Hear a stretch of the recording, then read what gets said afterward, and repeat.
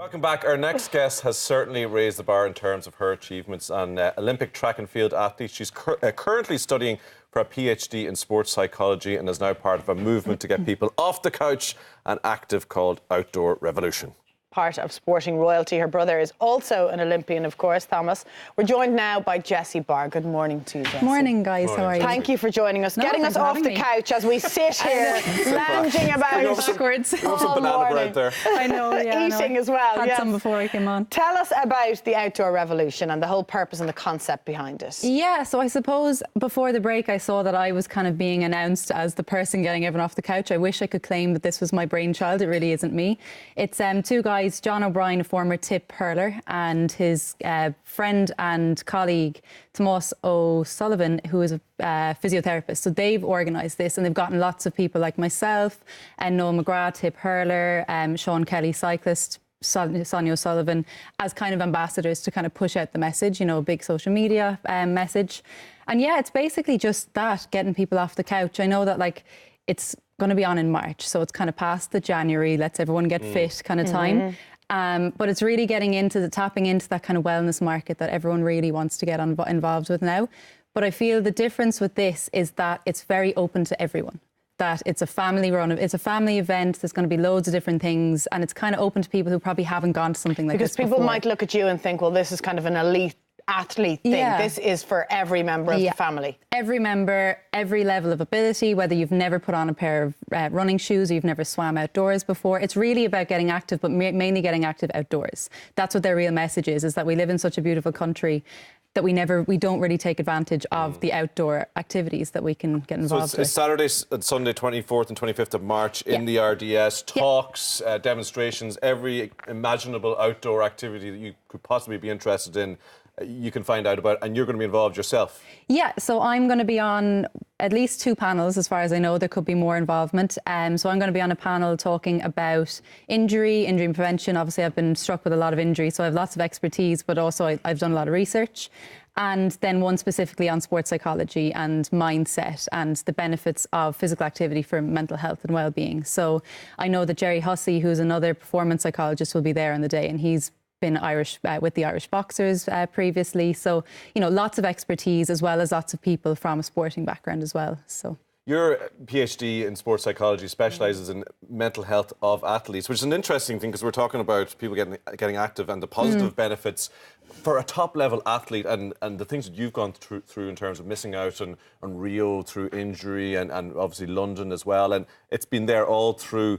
Is that why you went into that area in terms of sports psychology, just to deal with the headspace of those frustrations? Well, sports psychology I did psychology as an undergrad, a master's in sports psychology, and the mental health thing kind of grasped my interest during my master's when a friend who I was training with at the time over in the UK was diagnosed with depression. Something I had never really thought. I was one of the masses who just assumed athletes don't get affected by this kind of thing. This is for people who aren't, haven't got all this, athletes are successful, they're reaching their goals, what's to be wrong with them, how can they be affected by this? And that kind of struck me, and I just realised that, things like depression, mental health, that affects anyone. It doesn't matter how much you're worth, what your job is, what you have, what you do. It affects everyone. And it brought me down a different path. And I'm still really interested in the performance psychology, but it brought a different dimension that I hadn't really considered before. And having been injured then, probably in the years since I actually started that PhD, so I don't know whether that was weighing on my mind, I don't know. But having had lots of injuries since I started that master's, I should say, I did recognise how difficult it can be. And I tried to explain it to friends of mine who don't do sport and try to explain why an injury can be so devastating to an athlete. Because at the time it was my earnings, so it was my income, my job. It was the thing I loved doing the most. It was the thing I did every day. So it kind of formed my routine, my identity. And suddenly one day your Achilles tendon can just flare up and that's all taken away in one, it's your whole sense one of training self session. Of who you are. Yeah, completely. And it's that loss of control, I suppose, isn't it? That you're stopped in your tracks. Yeah, literally. And it's just your body has just decided, no, you can't. And you could be 6 weeks, 6 months, and it's so difficult to try and put into words to someone who hasn't been there. But it's just anyone who's striving so much for a goal. And I think it's not, this is not just anyone at elite level. I mean, even someone who's trying to get to their first marathon and they're training every single day and suddenly they're struck with an injury and they can't now pursue the goal that's been kind of their main focus for however long. So, and if I've been doing athletics since I was 12, so it was a real, a shock to the system when injuries started stopping all the goals I had set myself, like getting to Rio after being in London and just assuming that would happen so easily, and it didn't. So I did really realise I've been very lucky I haven't been struck with any serious clinical issues, but I have definitely had some symptoms where days I'm just not motivated when I'm injured, I just don't want to do anything and just feel down and really just down about it, yeah.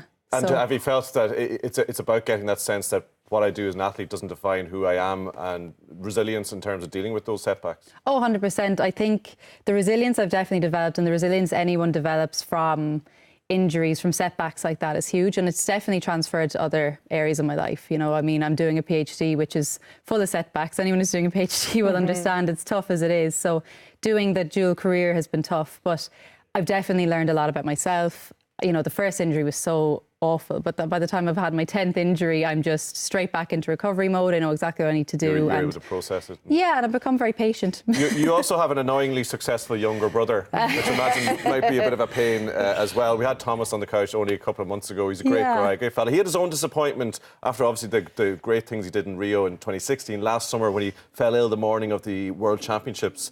I suppose you probably had a few words of encouragement for him in that circumstance. It was devastating for him because we were actually, it was the first championships all our family were travelling to because it was so close. Like there've been other times that obviously mum and dad went to Rio, but it wasn't financially viable for all of us to go. So my granny was there, my sister, I was on the way there when we got the call to say, I'm really sorry, I'm not going to be running. And it was the guilt that he felt that we were all coming and he was like, I'm so sorry. And we were like, we're sorry, you're sick, you can't run. Yeah. And it was just, I think he'd had such an upward trajectory to be hit like that was really tough. And he kind of does look and say that was a weaker year because the weather was kind of bad, and he realised that could have been a medal opportunity. But I think the stuff he's going to learn from that are going to be... It's onwards and up. Yeah, I mean, he's only 26. And he's for still you, young. Tokyo 2020, I mean, are you still training? Are you still looking to compete this year, or... How do you feel? Yeah, I've been asked that a few times, and I'm training. Now, I'm not at any kind of fitness that I should be in January. I'm probably the most unfit I've been since I probably started athletics, but I'm injury-free. So it was a toss-up to either stay injury-free or be really fit and kind of at the cusp of an injury all the time. So I would like to get back. If 2020 happened, it does, but it's not the way it was with Rio. It was the end of the world if I didn't. You're not ruling it out? Yeah. No. If I get there, I get there. Brilliant. So. Outdoor Revolution, 24th, 25th of March, RDS. If you're interested in outdoor activities, get involved. Jessie will be there. Yeah, Jessie, it's a great initiative. Yeah, Brilliant. Looking forward to it. Stuff. Thank you.